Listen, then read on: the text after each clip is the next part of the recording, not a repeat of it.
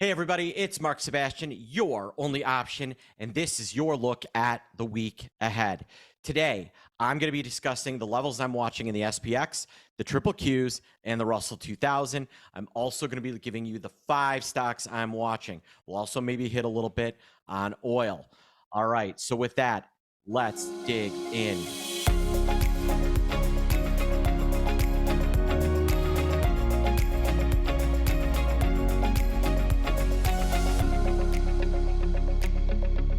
All right, folks. So let's start with the economic data that's coming your way. There isn't anything really overly important this week, but we do have 2 big earnings. I'm going to get to those in a second because those are 2 of the names on my watch list. So let's start, though, by looking at where I see SPX.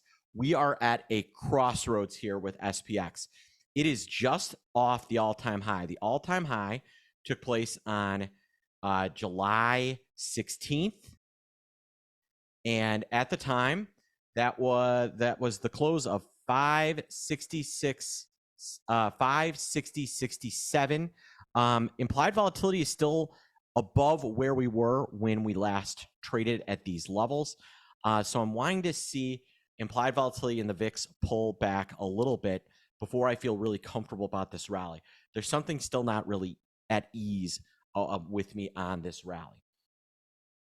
But the SPX has actually been the leader in this rally. And actually, you can see where this rally has come from because it's really been the Dow Jones Industrial Average. The Dow closed tied at an all-time high. The all-time high from the 17th was 411.93 in the diamonds. We closed 411.83. So we're basically at all-time highs on the Dow Jones Industrial Average. So it's the blue chips, the old school industrials that have been leading us higher, and names like Apple and NVIDIA, not so much some of the other Mag 7 names. And you can see it in the triple Q. The triple Q is lagging the S&P. The triple Q is still 5% off its all-time high, kind of hanging around this 50-day moving average. It's still in kind of a mini death cross with the 21 trading below the 50-day. Something to keep an eye on. If the triple Q is going to catch up, then some of my stocks to watch, which I'm going to get to in a second, need to start performing. Last but not least, IWM. This thing looks like it's about to take a moonshot. I think IWM is going to 230, maybe higher. I'm looking for it to break its all-time highs. With rates dropping, if watch TLT,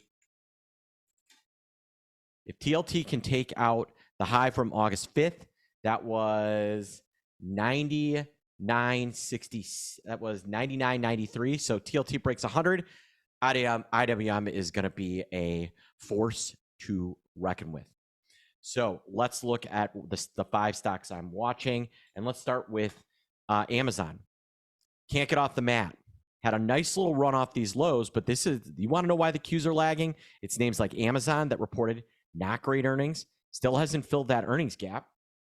It's names like Microsoft, another name I'm watching that still is not kind of filled where it was from earnings. These are 2 names that need to rally if the Qs are going to catch up. Next up on my list is Apple. It's outside of Thursday the 22nd. This thing has just basically gone straight up. And now it's kind of running into resistance. I want to see if it's going to make a run at retesting the 50. It has, it was one of the only stocks that didn't touch its 150-day moving average on that sell-off, despite that big, huge candle. So I'm interested to see what direction Apple ends up moving. Now, on to earnings. CrowdStrike reports on the 28th. This is a big one. It's had a nice recovery off those lows from that big failure. What do their earnings look like? This is one you want to watch. This was one of the most, prior to that big mess up, this was one of the most loved stocks in the world. Speaking of loved stocks, maybe the biggest earnings of the season, NVIDIA. These earnings have to be perfect. They have to exceed, go through all the analyst estimates. If the top line revenue and earnings are not above the highest number predicted, the stock is going to drop. Looking at their earnings, right now they're pricing in about a 9.25% move. That's well above the normal. Last 2 earnings have been bigger than was priced in. So keep that in your mind. Next up, I want to talk Occidental Petroleum. No earnings, but seems to have found a floor. I want to see this break the 21-day moving average and make a run at 60. Oil has been so bad until Friday. U.S. government announced they're back refilling the strategic oil reserve. With oil this low, they're buying oil. That's kind of an interesting spot. Maybe helps some of the refiners.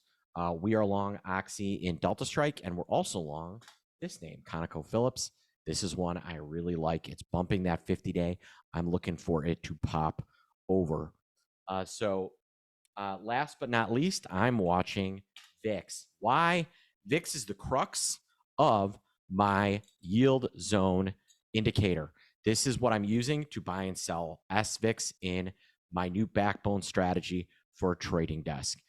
If you didn't get a chance to see my presentation with Hannah on Wednesday, make sure to check it out. The link is in this email. If you're watching me on YouTube, like, subscribe, leave a question, and I will answer it. All right, folks. I hope you have a great rest of your weekend. I'll be back Monday with a little bit more of a look ahead at what's happening in markets. I hope you have a great day, and happy birthday to my son, Valentino. Have a good one.